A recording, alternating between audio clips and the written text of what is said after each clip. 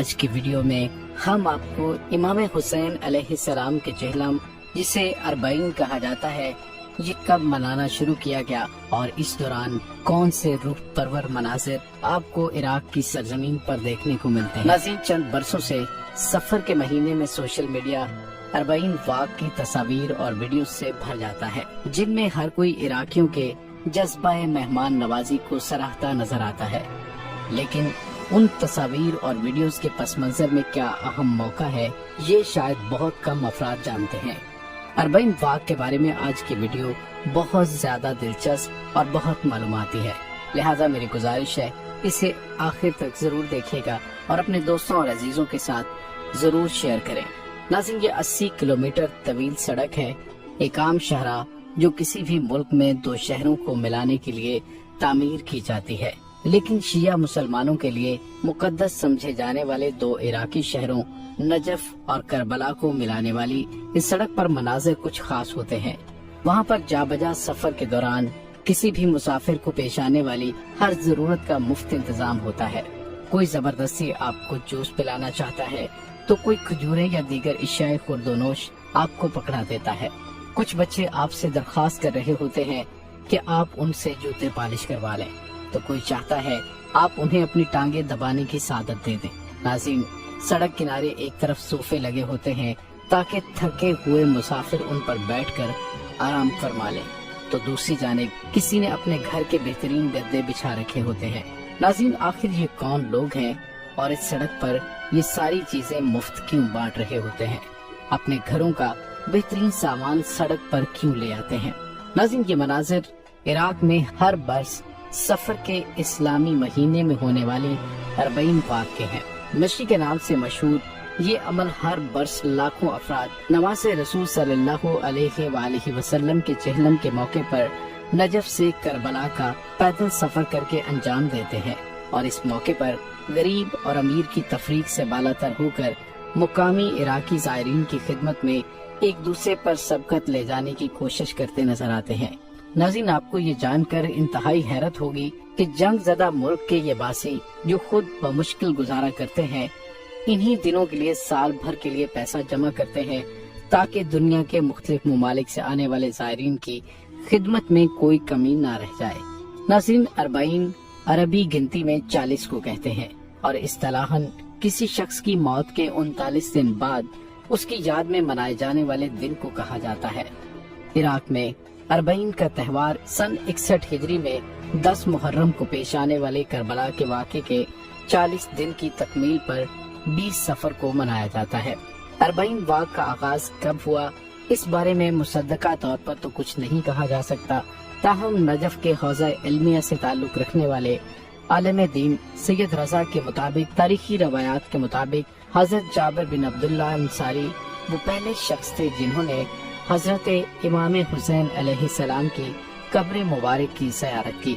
آج کربلا کے واقعے کو 1400 سال بعد بھی نواز رسول صلی اللہ علیہ وآلہ وسلم کی قربانی کی یاد میں دنیا کے کونے کونے سے کروڑوں افراد کربلا پہنچتے ہیں۔ ناظرین، عراق کے سابق صدر صدام حسین کے دور حکومت میں اربعین واقع پر سخت پابندیاں عائد تھیں، اور حکام ہر برس عراقی عوام کو اربعین کے موقع پر روکنے کی ہر ممکن کوشش کرتے تھے، تاہم اس کے باوجود اس سفر کا سلسلہ جاری رہا۔ سن 2003 میں صدام حسین کے دور اقتدار کے خاتمے کے بعد سے اربعین واقع کا سلسلہ ایک نئے جذبے سے شروع ہوا، اور تب سے ہر سال اس سفر کے لیے کربلا پہنچنے والے افراد کی تعداد بڑھتی جا رہی ہے۔ ناظرین، اربعین کے لیے زائرین کی آمد کا سلسلہ تب بھی جاری رہا جب عراق کا ایک بڑا حصہ شدت پسند تنظیم داعش کے زیر اثر تھا، اور بہت سارے ممالک اپنے شہریوں کو عراق کے سفر سے اجتناب برتنے کا مشورہ دیتے تھے۔ ناظرین، عموماً اس سفر کا آغاز نجف اشرف سے ہی ہو جاتا ہے، اور اربعین کے لیے سفر کرنے والے زیادہ تر افراد نجف کے ہوائی اڈے پر ہی اترتے ہیں۔ ناظرین، جنہوں نے اربعین کا سفر کیا ہے انہیں اندازہ ہوگا کہ دنیا بھر کے ہوائی اڈوں پر کھانے پینے کی چیزوں سے لے کر پینے کا پانی تک خریدنا پڑتا ہے، اور وہ بھی زیادہ قیمت پر۔ لیکن نجف اشرف ایئرپورٹ پر یا بصرہ ایئرپورٹ پر زائرین کے لیے یہ تمام چیزیں مفت ہوتی ہیں۔ دیکھا جائے تو اربعین کے موقع پر سوائے جہاز کے ٹکٹ اور ویزے کے ہر چیز ہی تقریباً مفت ہوتی ہے۔ اس بات کا اندازہ ایئرپورٹ سے نکل کر آپ کو ہوتا ہے۔ ایئرپورٹ کے باہر سینکڑوں بسیں اور کاریں کھڑی ہوتی ہیں۔ بصرہ سے کربلا یا نجف یا کہیں بھی آپ نے جانا ہو، ایک مناسب قیمت طے کرنے پر وہ ڈرائیور آپ کو وہاں لے جاتے ہیں۔ اگر آپ کے پاس پیسے نہیں تو فکر کی کوئی بات نہیں، بصرہ اور نجف کے رہائشی بنا کسی قیمت کے مفت یہ خدمت سر انجام دینے کو تیار نظر آتے ہیں۔ ناظرین، ایئرپورٹ سے جیسے ہی زائرین اپنے سفر کا پیدل آغاز کرتے ہیں تو اس کے ساتھ ہی مسافروں کی خدمت کے لیے لوگ سٹال لگا کر بیٹھے ہوتے ہیں۔ ایسا محسوس ہوتا ہے جیسے اس اہم تہوار میں پورا ملک شریک ہو۔ اگر آپ کی گاڑی کسی اور شہر سے وہاں سے گزر رہی ہو تو سڑک کے درمیان لوگ سیاہ پرچم لیے کھڑے ہوتے ہیں اور کسی گاڑی کو آگے نہیں جانے دیتے جب تک کہ زائرین ان کے ریسٹورنٹ پر کھانا نہ کھا لیں۔ جگہ جگہ پر امام حسین اور ان کے اصحاب کے لیے تعریفی کلمات اور 40 کے لیے آنے والے مہمانوں کے لیے استقبالیہ بینرز لگے ہوتے ہیں۔ ناظرین، ہر برس حضرت امام حسین علیہ السلام کے چہلم کے موقع پر نجف سے کربلا کا رخ کرنے والوں کی درست تعداد کے بارے میں مختلف اندازے لگائے جاتے ہیں، لیکن ایک محتاط اندازے کے مطابق 40 کے موقع پر اس علاقے میں 3 کروڑ سے زائد افراد کا اجتماع ہوتا ہے۔ نجف پہنچنے پر ہر کسی کو کربلا کا رخ کرنے کی جلدی ہوتی ہے، لہٰذا زیادہ تر افراد اپنا سامان نجف میں چھوڑ دیتے ہیں اور چھوٹے بیگوں میں سفری ضروریات کا سامان لے کر پیدل کربلا کی جانب روانہ ہو جاتے ہیں۔ ناظرین، نجف سے کربلا کا فاصلہ تقریباً 80 کلومیٹر ہے۔ نجف سے کربلا جانے والی سڑک کو این نجف کے نام سے پکارا جاتا ہے۔ 40 کے لیے آنے والے زیادہ تر افراد اسی سڑک پر پیدل چل کر کربلا پہنچتے ہیں۔ ناظرین، یہ اب آپ کی قوت، صحت اور حوصلے پر منحصر ہے کہ آپ روزانہ کتنا پیدل چل پاتے ہیں، یہ فاصلہ کتنے دن میں طے کر پاتے ہیں، لیکن عموماً نجف سے کربلا پیدل سفر کرنے والے افراد 3 سے 4 دن میں یہ سفر طے کر لیتے ہیں۔ اگر آپ 40 واک میں شرکت کرنے کا ارادہ رکھتے ہوں تو اپنے بیگ میں کسی بھی قسم کے کوئی لوازمات مت لے کر جائیے، کیونکہ وہاں پر سب کچھ امام حسین علیہ السلام سے محبت کرنے والے مفت آپ کو مہیا کرتے ہیں۔ خواہ وزن اٹھانے کی زحمت نہ کیجیے۔ این نجف پر کربلا جانے والے زائرین کے لیے ہر قسم کے انتظامات کیے جاتے ہیں۔ ناظرین، دنیا کے ہر ملک کی خوراک سے لے کر بچوں کے پیمپرز اور ٹیشو پیپرز تک وہاں مفت دستیاب ہوتے ہیں۔ جگہ جگہ عراقیوں نے اپنے خاندانی ناموں کے ساتھ موقف لگا رکھے ہیں، انہیں آپ آرام گاہیں بھی کہہ سکتے ہیں اور قیام و طعام کی جگہ بھی۔ وہاں پر آپ نماز پڑھنے کے لیے رکنے سے لے کر جتنی دیر چاہیں آرام کر سکتے ہیں اور اس دوران اپنا موبائل اور دوسری اشیاء چارج بھی کر سکتے ہیں۔ موقف کے اندر چارجنگ کی تاروں، وائی فائی، گرما گرم کھانے، مساج اور پیر دھلوانے سے لے کر آپ کے گندے کپڑے دھلوانے تک کی سہولت میسر ہوتی ہے۔ اگر آپ کی طبیعت ناساز ہو جائے تو آپ کو کسی دوا کی ضرورت ہے تو اس کے لیے ہر چند کلومیٹر پر میڈیکل کا اسٹال، وہاں ڈاکٹرز اور عملہ موجود ہوتا ہے۔ چھوٹے چھوٹے بچے اپنے سروں پر بڑے بڑے تھالوں میں کھانے کی اشیاء رکھے آپ کو نظر آئیں گے۔ ان سب کا اصرار ہوتا ہے کہ آپ ان کا کھانا ضرور کھائیں۔ کئی مقامات پر طویل دسترخوان بچھے نظر آتے ہیں۔ ناظرین، اس سڑک کو دنیا کا سب سے بڑا دسترخوان کہنا غلط نہیں ہوگا۔ عراقی نہ صرف 40 بلکہ اس کے لیے آنے والوں کی خدمت کو بھی ایک عبادت سمجھتے ہیں، اور اسی لیے وہ زائرین کی خدمت میں کوئی کسر نہیں اٹھا رکھتے، اور پورے عراقی خاندان اس خدمت میں بخوشی مگن دکھائی دیتے ہیں۔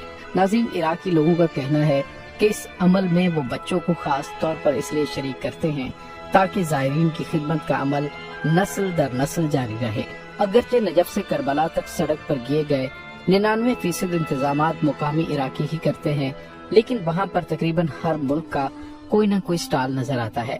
کہیں پاکستانی بریانی اور چائے تیار کر کے آپ کی راہ دیکھ رہے ہوتے ہیں تو کہیں اچانک کوئی لبنانی آپ کے سامنے آ کر فلافل تھما دیتا ہے۔ 40 واق میں جہاں صنف اور عمر کی کوئی تفریق نہیں، وہیں یہ سفر صرف شیعہ مسلمانوں تک بھی محدود نہیں ہے، بلکہ سنی، کرد، یزدی، عیسائی، غرض کے ہر مذہب اور فرقے کے لوگ باہمی ہم آہنگی سے رواں دواں نظر آتے ہیں۔ ناظرین، کربلا شاید دنیا کا وہ واحد شہر ہے جہاں کوئی تفریق کی خاطر نہیں جاتا۔ وہاں آنے والے تقریباً سبھی افراد نواسہ رسول حضرت امام حسین علیہ السلام اور ان کے اہل خانہ کی عظیم قربانی کی یاد منانے آتے ہیں۔ امام حسین علیہ السلام کے روزے میں داخلے کے لیے کل 10 دروازے ہیں، اور ہر دروازے پر اتنا رش ہے کہ خدا کی پناہ۔ آپ وہاں پہ کھڑے ہو کے بعض اوقات سوچ رہے ہوتے ہیں کہ پتہ نہیں آپ اندر جا بھی نہ پائیں۔ ناظرین، اربعین کے موقع پر چونکہ کروڑوں افراد کربلا جاتے ہیں اور ہر ایک کا مقصد روضہ امام حسین علیہ السلام تک ہی پہنچنا ہوتا ہے، تو عراقیوں نے ایسا انتظام کر رکھا ہے جس میں آپ کو 2 سے 3 گھنٹے تو لگ جاتے ہیں، لیکن ہر شخص روزہ مبارک تک ضرور پہنچتا ہے۔ زائرین ایک طرف سے آتے ہیں، روزے کو چھوتے ہیں اور سیدھے باہر نکل جاتے ہیں۔ وہاں کھڑا ہونے کا سوچئے گا بھی مت۔ وہاں پر تعینات محافظوں کی جانب سے آپ کو باہر کا راستہ دکھا دیا جاتا ہے، اور وہاں تعینات سیاہ چادروں میں ملبوس انتہائی مستعد خواتین نرم جھالردار چھڑیاں اٹھا رکھی ہوتی ہیں۔ جیسے ہی آپ ایک سیکنڈ بھی وہاں پہ رکنے کی کوشش کرتے ہیں تو وہ آپ کو باہر نکال دیتے ہیں۔ ناظرین، کربلا میں بھی نجف جیسے انتظامات موجود ہوتے ہیں۔ جا بجا کھانے کے سٹالز اور موبائل واش رومز والی گاڑیاں کھڑی نظر آتی ہیں۔ جو لوگ ہوٹلوں میں رہنے کی سکت نہیں رکھتے ان کے لیے موقف لگائے جاتے ہیں، جن میں گدے، کمبل، تکیے اور واش رومز کا مفت انتظام ہوتا ہے۔ جن کو موقف میں جگہ نہیں ملتی ان کے لیے گلیوں میں چھوٹے ٹینٹ لگائے جاتے ہیں۔ جو خیمے نہیں لاتے ان کے لیے خیموں کا انتظام کر کے وہاں پر سارے انتظامات موجود ہوتے ہیں۔ ناظرین، راتوں رات اتنے زیادہ کمبلز اور ٹینٹ کہاں غائب ہو جاتے ہیں؟ ہوتا یوں ہے کہ بہت بڑے بڑے ٹرکس رات کو کمبلز پھینکتے ہیں اور صبح فجر کی نماز کے وقت اٹھا کر لے جاتے ہیں۔ ناظرین، یہ چھوٹا سا شہر کروڑوں افراد کو کیسے سمو لیتا ہے یہ آج تک کوئی نہیں سمجھ پایا۔ ناظرین، 20 صفر کا دن یہ بہت زیادہ اہم دن ہے۔ ہر شخص اپنے کام کاج چھوڑ کر راستے کی صعوبتیں برداشت کر کے اسی دن کے لیے وہاں پہنچتا ہے۔ رش کی صورتحال یہ ہوتی ہے کہ روزہ مبارک کی بیرونی دروازے تک جاتے جاتے 3 گھنٹے لگ سکتے ہیں۔ ناظرین، روزہ امام حسین علیہ السلام پر حاضری دینے والوں کی سب سے بڑی بات یہ ہے کہ وہاں پر ہجوم ہونے کے باوجود انتہائی سکون ہوتا ہے۔ نہ کوئی کسی سے جھگڑتا نظر آتا ہے اور نہ ہی کوئی بھگدڑ ہوتی ہے۔ سب سکون سے امام حسین علیہ السلام کے روزہ پاک کی جانب جا رہے ہوتے ہیں، جیسے یہ یقین ہو کہ کچھ بھی ہو جائے وہ روزہ پاک تک ضرور پہنچیں گے۔ اگر کسی نوجوان کے ساتھ کوئی عورتیں چل رہی ہوں تو وہ اپنے آگے والے شخص کے کندھے پر ہلکا سا تھپ تھپا کر بتاتا ہے کہ 7 عورتیں ہیں، راستہ بناؤ، اور سب جتنا ہو سکے ادھر ادھر کھسک کر راستہ چھوڑ دیتے ہیں۔